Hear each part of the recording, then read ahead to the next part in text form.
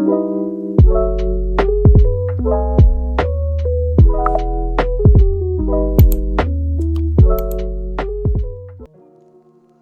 Assalamualaikum warahmatullahi wabarakatuh. Kami dari kelompok 3 akan menjelaskan tentang konsep dasar penyakit dan asuhan keperawatan pasien dewasa pada penyakit kanker laring.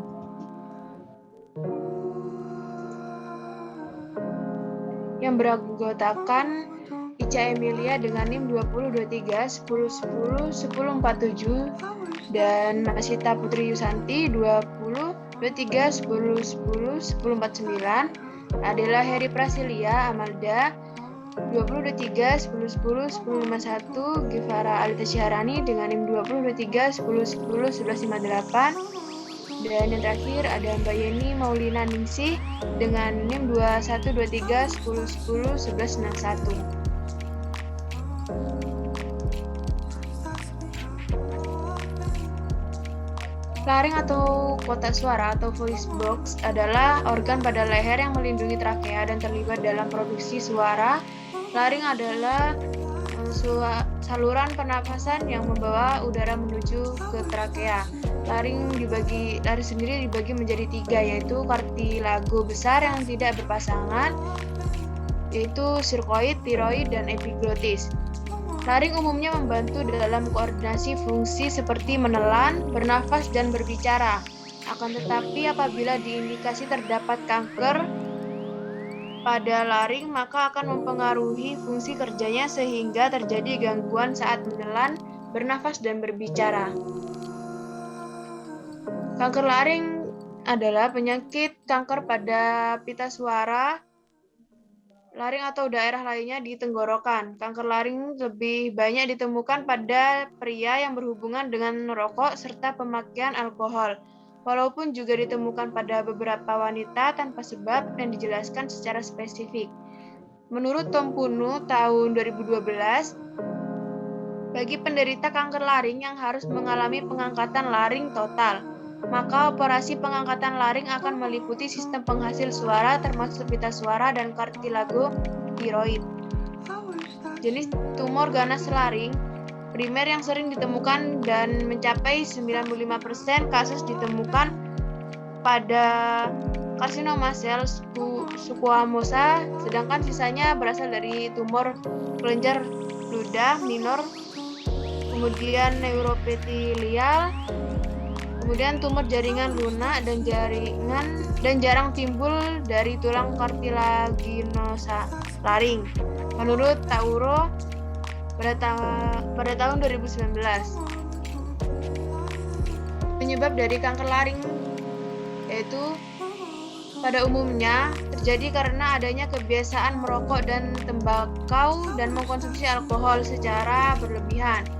Faktor risiko lainnya yang menyebabkan timbulnya kanker laring yaitu dari faktor genetik, yang mana riwayat keluarga dengan kanker kepala dan leher pada tingkat pertama beresiko 1,7 kali lipat terhadap risiko peningkatan kanker pada kepala dan leher, menurut Lutfi Ramadhani, Adam, dan Winata pada tahun 2017. Adapun tanda dan gejala dari kanker laring yaitu yang pertama suara serak, kemudian sakit tenggorokan, kemudian adanya disfagia atau sulit menelan, kemudian nyeri saat menelan, sakit telinga, setelah itu berat badan turun drastis, kemudian batuk terus-menerus dan dapat disertai darah, kemudian muncul benjolan leher atau bengkak di leher, kemudian sulitnya untuk bernafas.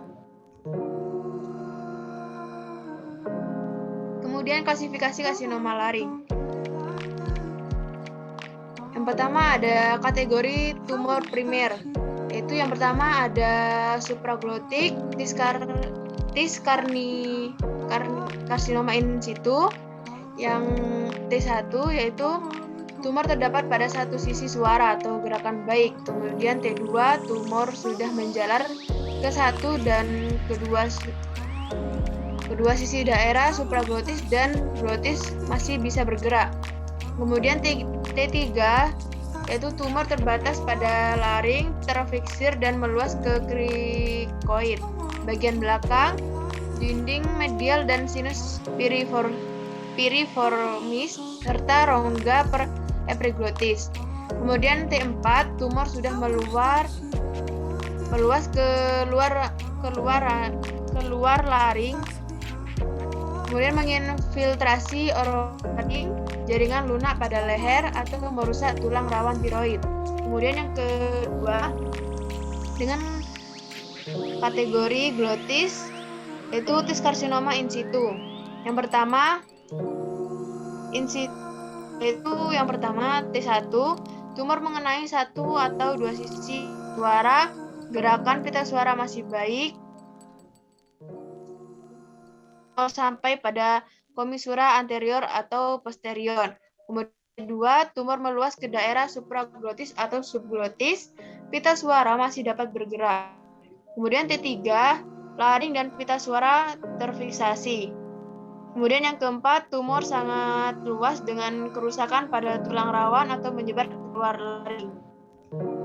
Kemudian yang ketiga, dengan kategori tumor primer T, yang yaitu dengan subglotik, tis karsinoma in situ. T1, tumor terbatas pada daerah subglotik. T2, tumor meluas ke pita suara akan tetapi masih dapat bergerak atau sudah terfiksasi. T3, tumor mengenai laring dan pita suara terfiksasi. Kemudian T4, tumor meluas dengan di tulang rawan atau perluasan ke luar laring atau dua-duanya. Kemudian adanya penjalaran ke kelenjar limfa, yaitu dengan NX, kelenjar tidak teraba, N0 secara klinis kelenjar tidak teraba, N1 secara klinis teraba satu kelenjar limfa dengan diameter 3 cm homolateral. Kemudian N2 teraba kelenjar limfa tunggal ipsilateral dengan ukuran diameter 3-6 cm. Kemudian N2A yaitu satu kelenjar limfa ipsilateral dengan diameter lebih dari 3 cm tetapi kurang dari 6 cm. Kemudian N2B yaitu multiple kelenjar limfa ipsilateral dengan diameter tidak kurang dari 6 cm. Kemudian N2C yaitu metastasis bilateral atau kontralateral dengan diameter tidak kurang dari 6 cm. Kemudian N3 yaitu metastasis kelenjar limfa kurang dari 6 cm. Kemudian MX yaitu metastasis tidak terdapat atau terdeteksi. Kemudian M0 yaitu tidak ada metastasis jauh. Kemudian M1 terdapat metastasis jauh. Berikut pemberian stadiumnya, yaitu ada stadium 1 terdiri dari T1, N0 dan M0. Kemudian dengan stadium 2 terdiri dari T2, N0 dan M0. Kemudian stadium 3 terdiri dari T3, N0 dan M0. Pada T1 atau T2 atau T3, kemudian N1 dan M0. Pada stadium 4 dapat T4, N0 atau N1 dan M0. Untuk yang selanjutnya dibahas oleh rekan saya. Baik, selanjutnya yaitu untuk penatalaksanaan kanker laring. Penatalaksanaan kanker laring yang dapat dilakukan yaitu laringektomi total berupa tindakan bedah. Laringektomi total merupakan suatu metode pengangkatan seluruh struktur laring mulai epiglotis dan os hyoid batas atas sampai cincin trakea atau batas bawah. Adapun prosedur laringektomi total meliputi yang pertama yaitu insisi apron dengan melakukan sayatan trakeotomi yang digabungkan. Yang kedua, memisahkan strap muscle pada sekitar stoma tracheostomy. Yang ketiga, memisahkan lobus tiroid dari trakea. Yang keempat, menegang tulang menegang tulang hyoid dengan towel, klip dan otot suprahyoid dilakukan diseksi dengan electrocauter. Yang kelima, melepaskan dinding posterior trakea dan diseksi daerah postrikoid. Untuk patofisiologi kanker laring, adanya paparan karsinogen yang terjadi secara berulang akan menyebabkan terjadinya gangguan pada struktur DNA normal, sehingga terjadi diferensi dan proliferasi abnormal. Selain itu, akan terjadi penurunan dan destruksi komponen darah serta trombosit yang berakibat pada timbulnya gangguan pendarahan, penurunan jumlah eritrosit yang berakibat penderita mengalami anemia, dan penurunan leukosit yang menyebabkan timbulnya gangguan status imunologi pasien. Adanya massa tersebut menimbulkan hambatan pada jalan nafas. Iritasi yang terjadi pada nervus laryngeus akan menyebabkan suara menjadi serak. Apabila mutasi yang terjadi sangat progresif, maka kanker akan bermetastasis ke jaringan sekitar dan kelenjar getah bening. Untuk pencegahan terjadinya kanker laring, yang pertama yaitu berhenti atau hindari mengkonsumsi rokok. Yang kedua, berhenti atau hindari penggunaan alkohol. Yang ketiga, mengkonsumsi makanan yang kadar akan gizi, terutama yang mengandung antioksidan. Yang keempat, menggunakan alat pelindung diri ketika melakukan aktivitas tempat yang berisiko menyebabkan terpaparnya racun. Selanjutnya yaitu pathway karsinoma laring.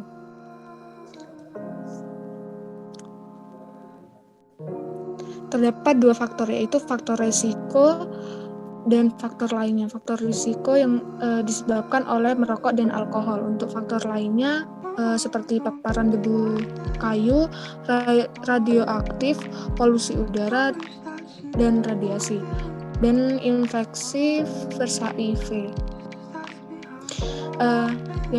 yang menyebabkan paparan zat karsinogenetik yang berulang, sehingga terganggunya struktur sel DNA yang normal. Untuk infeksi virus HPV, terjadinya prediksi di korda vokalis. Awalnya tumbuh jaringan berupa papil-papil atau papiloma, kemudian terjadi perubahan maligna menjadi karsinoma verrucosa, sehingga menyebabkan diferensi dan proliferasi abnormal pada sel skoma laring, dan menyebabkan apoptosis serta kematian sel. Pro-onkogen akan terus meningkat, sementara tumor supraserior gen menurun. Dan mutasi serta perubahan pada fungsi dan karakteristik sel, sehingga terjadinya karsinoma laring. Untuk penanganan sehingga dilanjutkan untuk penanganan karsinoma laring. Yang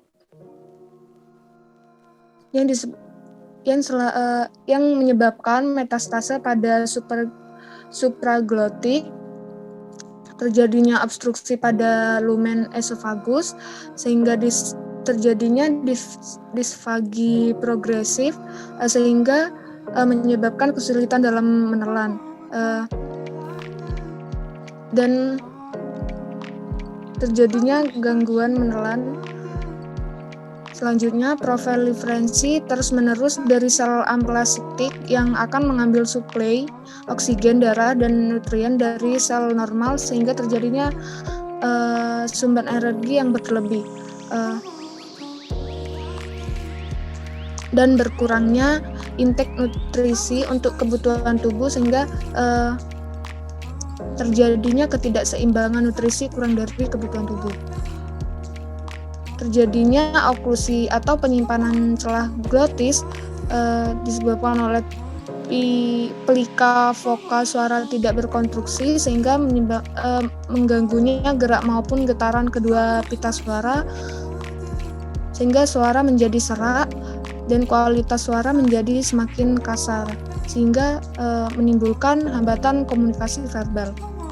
Untuk gangguan jalan nafas oleh massa tumor, penumpukan kotoran atau sekresi maupun fiksasi pita suaranya sehingga terjadi dyspnea atau stridor dapat mengakibatkan ketidakbersihan jalan nafas. Untuk komplikasi supratumornya menyerang kartilago, tiroid, dan perikardium, sehingga mendesak ujung-ujung saraf bebas dan melepaskan mediator kimia dan mengeluarkan bradikinin dan sitoksin, sehingga merangsang saraf medula spinalis ke talamus dan menyebabkan nyeri kronis.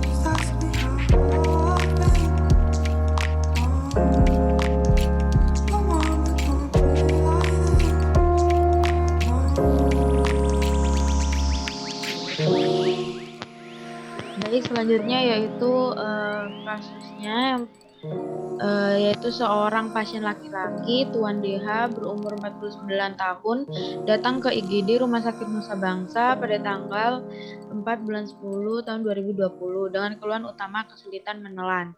Saat dilakukan pemeriksaan tampak terdapat benjolan di belakang lehernya. Pasien mengatakan benjolan tersebut nyeri bila ditekan. Pasien mengatakan lehernya terasa panas seperti terbakar ketika minum minuman yang hangat. Riwayat suara sejak 2 tahun yang lalu, sesak nafas sejak 5 bulan yang lalu. Tuan DH juga mengalami masalah bau mulut, tapi dianggapnya sebagai hal biasa. Pasien mengalami penurunan berat badan dari 60 kg menjadi 50 kg. Hal ini terjadi akibat pasien menjadi kurang nafsu makan semenjak kesulitan makan. Saat ditanya pekerjaannya, pasien mengatakan bekerja di pertambangan asbes, riwayat merokok 2 bungkus dalam 1 hari. Next. Asuhan keperawatannya yang pertama yaitu analisis data dengan data objektif RR28 kali per menit, suhu 37 derajat Celcius, nadi 90 kali per menit, terdapat benjolan di belakang leher, hasil laringoskopi tampak massa memenuhi supraglotik. Dengan data subjektif, pasien mengatakan sesak nafas sejak 5 bulan yang lalu dan pasien mengatakan kesulitan menelan. Etiologinya obstruksi jalan nafas sehingga mengiritasi sel laring, kemudian terjadi infeksi sehingga akumulasi sekret dan terjadi gangguan kemampuan untuk bernafas, batuk, dan menelan. Masalah yang diambil yaitu ketidakefektifan kebersihan jalan nafas. Next. Meringis kesakitan saat leher dipalpasi. Data subjektifnya, pasien mengatakan benjolan di lehernya terasa nyeri bila ditekan. Etiologinya terdapat benjolan di belakang leher sehingga terjadi agen cedera fisik sehingga terjadi nyeri akut. Masalah yang diambil yaitu nyeri akut. Next. Yang ketiga yaitu dengan data objektif, tekanan darah 130 per 80 mmHg, RR28 kali per menit, nadi 90 kali per menit, konjungtiva anemis, berat badan pasien mengalami penurunan yang signifikan dari 60 kg menjadi 50 kg. Data subjektifnya pasien mengatakan sulit menelan, kemudian pasien mengatakan tidak nafsu makan. Etiologinya terdapat benjolan di belakang leher sehingga ketidakmampuan untuk makan, kemudian terjadi berkurangnya nafsu makan sehingga asupan makanannya kurang, sehingga terjadi ketidakseimbangan nutrisi kurang dari kebutuhan tubuh. Masalah yang diambil yaitu ketidakseimbangan nutrisi kurang dari kebutuhan tubuh. Next. Diagnosa keperawatannya yang pertama yaitu ketidakefektifan bersihin jalan nafas berhubungan dengan obstruksi jalan nafas ditandai dengan RR 28 kali per menit, suhu 37 derajat Celcius, nadi 90 kali per menit, terdapat benjolan di belakang leher, hasil laringoskopi tampak massa memenuhi supraglotik, pasien mengatakan sesak nafas sejak 5 bulan yang lalu, dan pasien mengatakan kesulitan menelan. Selanjutnya yang kedua yaitu nyeri akut berhubungan dengan agen cedera biologis ditandai dengan tekanan darah 130/80 mmHg, RR 28 kali per menit, suhu 37 derajat Celcius, nadi 90 kali per menit, terdapat benjolan di belakang leher, pasien tampak mengalami kesakitan saat leher dipalpasi, dan pasien mengatakan benjolan di lehernya terasa nyeri bila ditekan. Yang ketiga yaitu ketidakseimbangan nutrisi kurang dari kebutuhan tubuh berhubungan dengan kurang asupan makanan ditandai dengan tekanan darah 130/80 mmHg, RR 28 kali per menit, suhu 30 derajat Celcius, nadi 90 kali per menit, konjungtiva anemis, BB pasien mengalami penurunan yang signifikan dari 60 menjadi 50 kg, terdapat benjolan di belakang leher, pasien mengatakan sulit menelan, dan pasien mengatakan tidak nafsu makan. Selanjutnya akan dijelaskan oleh rekan saya.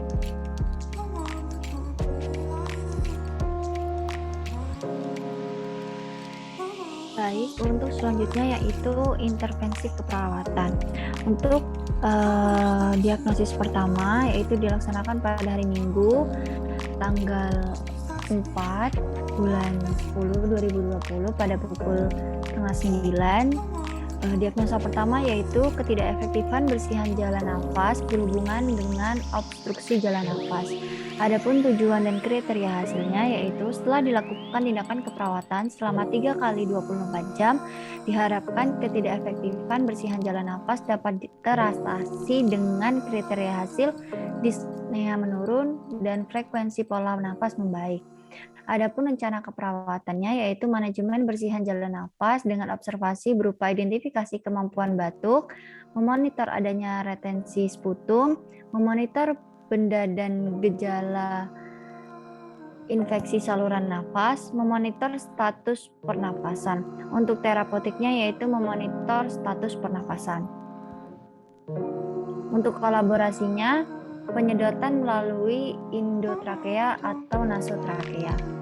Baik, untuk diagnosis kedua dilaksanakan pada hari Senin, tanggal 5 bulan 10 2020 pada pukul 8:30. Untuk diagnosisnya yaitu nyeri akut berhubungan dengan agen cedera fisik. Dengan kriteria tujuan dan kriteria hasil sebagai berikut. Setelah dilakukan tindakan keperawatan selama 3 kali 24 jam, diharapkan nyeri dapat teratasi dengan kriteria hasil. 1. Mampu mengontrol nyeri yang meliputi penyebab nyeri dan mencari bantuan, kemudian melaporkan bahwa nyeri berkurang dengan menggunakan manajemen nyeri, kemudian mampu mengenal nyeri yaitu skala intensitas, frekuensi, dan tanda nyeri, kemudian mengatakan rasa nyaman setelah nyeri berkurang, dan tanda-tanda vital dalam batas normal. Untuk intervensinya sendiri di sini ada manajemen nyeri. Yang pertama, observasi lokasi, karakteristik, durasi, frekuensi, kualitas, dan intensitas nyeri. Kemudian identifikasi skala nyeri, identifikasi respon nyeri nonverbal, identifikasi faktor yang memperberat dan memperingan nyeri, identifikasi pengetahuan dan keyakinan tentang nyeri, identifikasi pengaruh nyeri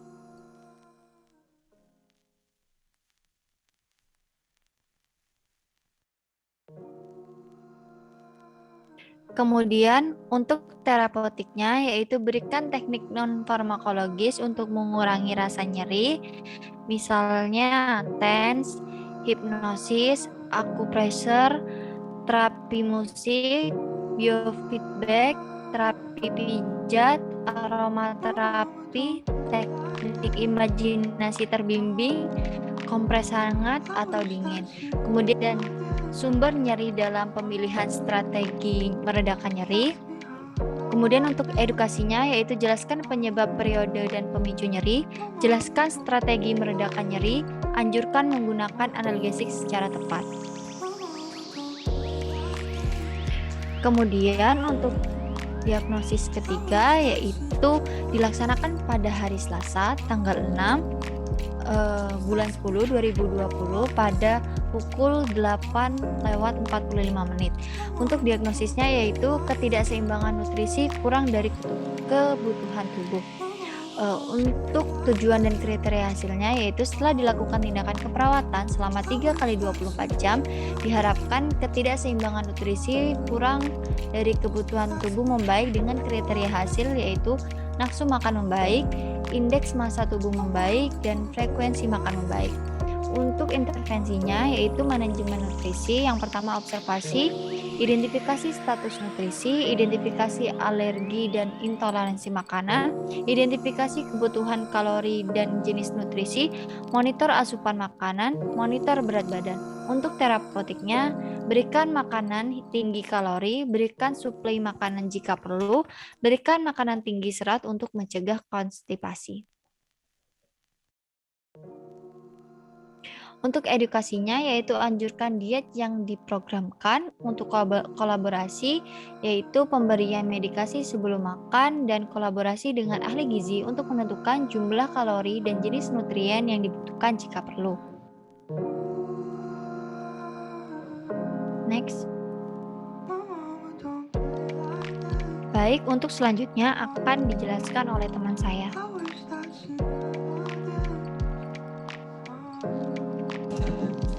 Ya, baik, selanjutnya yaitu mengenai implementasi perawatan, di mana pada tanggal 4 Oktober 2020 ini dengan diagnosa perawatannya adalah ketidakefektifan bersihan jalan nafas berhubungan dengan obstruksi jalan nafas, di mana pada jam 8.30 ini kita akan mengobservasi identifikasi kemampuan batuk, memonitor adanya retensi sputum, memonitor tanda dan gejala infeksi saluran nafas. Selanjutnya ada jam 9.30 ini memonitor status pernafasan, mengatur posisi pasien untuk memaksimalkan ventilasi, melakukan penyedotan melalui endotrakea atau nasotrakea, di mana pada tanggal 5 Oktober 2020 dengan diagnosa keperawatan nyeri akut berhubungan dengan agen pencedera fisik, jam 8.30 mengobservasi lokasi, karakteristik, durasi, frekuensi, kualitas, intensitas nyeri. Setelah itu mengidentifikasi respon nyeri nonverbal. Next. Selanjutnya pada jam 9 yaitu kita akan mengidentifikasi faktor memperberat dan juga memperingan nyeri, mengidentifikasi pengaruh nyeri pada kualitas hidup, memonitor efek samping penggunaan analgetik, memberikan teknik non-farmakologis untuk mengurangi rasa nyeri, terapi musik, dan juga aromaterapi. Pada jam 9.15 kita akan mengontrol lingkungan yang memperberat rasa nyeri seperti mengatur suhu ruangan, pencahayaan, dan juga kebisingan. Selanjutnya yaitu memfasilitasi keistirahat dan juga tidur. Selanjutnya yaitu untuk mempertimbangkan jenis dan sumber nyeri dalam pemilihan strategi meredakan nyeri. Pada jam 9.30 ini kita akan menjelaskan penyebab, periode, dan juga pemicu nyeri, menjelaskan strategi meredakan nyeri. Setelah itu juga menganjurkan memonitor nyeri secara mandiri. Next. Selanjutnya juga menganjurkan klien untuk menggunakan analgetik secara tepat dan menganjurkan teknik non-farmakologis untuk mengurangi rasa nyeri. Sehingga pada tanggal 6 Oktober 2020 dengan diagnosis ketidakseimbangan nutrisi kurang dari kebutuhan tubuh, pada jam 8.45 kita akan mengidentifikasi status nutrisi, mengidentifikasi alergi dan juga intoleransi makanan, mengidentifikasi kebutuhan kalori dan juga jenis nutrien. Pada jam 9:05 kita akan memonitor asupan makanan, memonitor berat badan, membantu memberikan makanan tinggi kalori, membantu memberikan suplai makanan jika perlu. Di mana jam 9:25 kita akan membantu memberikan makanan tinggi serat untuk mencegah konstipasi, menganjurkan diet yang sudah diprogramkan, dan juga memberikan medikasi sebelum makan. Next. Baik, untuk evaluasi keperawatannya itu pada hari Minggu, tanggal 4 Oktober 2020 pada jam 8:30 pagi, dengan diagnosa keperawatan ketidakefektifan bersihan jalan napas berhubungan dengan obstruksi jalan napas, didapatkan evaluasi bahwa subjektifnya ini adalah klien mengatakan lebih nyaman dan bernafas lebih baik dari sebelumnya. Dengan objektif, klien tampak lebih baik dari TTV pasien, tekanan darah 110/70 mmHg, RR 20 kali per menit, suhu 36,5 derajat Celcius, nadi 96 kali per menit. Dengan asesmennya adalah sebagian outcome tercapai. Dengan planningnya adalah kita lanjutkan intervensi 2 dan juga 4. Dan pada hari Senin tanggal 5 Oktober 2020 setengah 9 pagi, dengan diagnosa keperawatannya adalah nyeri akut berhubungan dengan agen pencedera fisik, didapatkan evaluasi subjektifnya adalah klien mengatakan lebih nyaman dan rasa nyeri berkurang. Objektifnya adalah wajah klien tampak tidak meringis, kesakitan, dan tanda-tanda vital pasien. Next.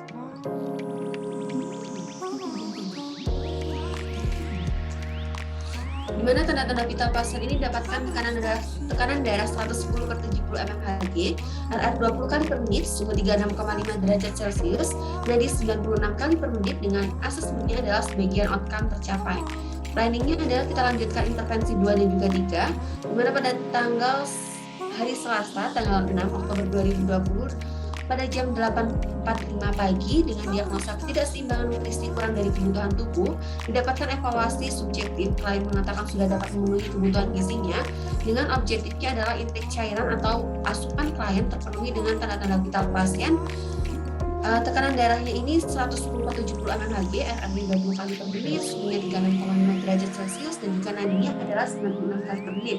Dengan asesmennya adalah sebagian outcome tercapai dengan melanjutkan planning, intervensi 3 dan juga 4. Next.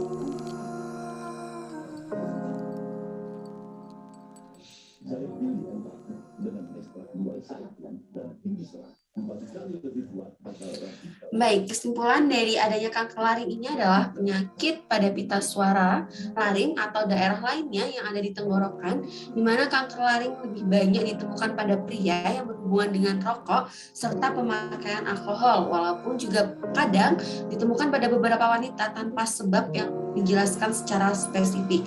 Bagi penderita kanker laring yang harus mengalami pengangkatan laring total, maka operasi pengangkatan laring akan meliputi sistem penghasil suara, termasuk pita suara, dan kartilago tiroid. Itu menurut Tom Puno pada tahun 2012. Selanjutnya, karsinoma laring adalah tumor ganas yang berasal dari epitel laring. Laring terdiri dari supraglotis, glotis, dan juga subglotis, di mana laring sendiri ini berperan dalam koordinasi fungsi menelan dan juga bernafas, termasuk berbicara, aliran makanan, dan juga minuman. Next. Ya, baik, sekian dari presentasi dari kelompok 3. Terima kasih, terdapat salah kata dan juga perbuatan. Mohon maaf, saya ucapkan terima kasih. Wassalamualaikum warahmatullahi wabarakatuh.